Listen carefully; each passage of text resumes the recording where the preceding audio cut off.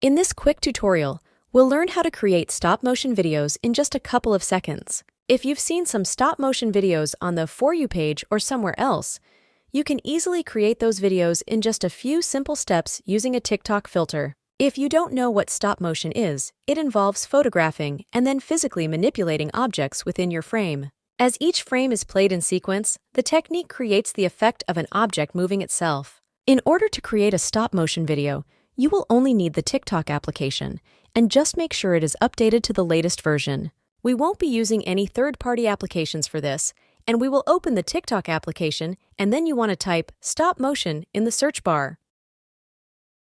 We will get a bunch of different videos with this effect applied to them, but if you want to create a video for yourself, then you'll see the stop motion effect right under the search bar, and that is what you want to click on. When we tap on this camera, it will open the stop motion effect in our TikTok camera app, and all you want to do is to tap on the start button and then follow the on-screen instructions. In order to capture the frames, tap on your screen one time and just repeat the process.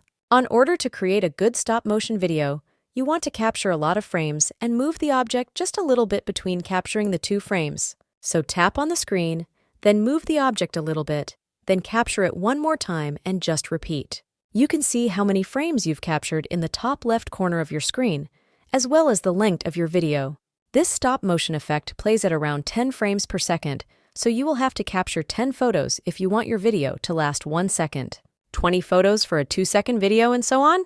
When you're finished with capturing your frames, simply tap on the record button and your stop-motion video will be created. You can then share it with your friends or family members, or just create these videos for fun. That's about it for this video, everyone.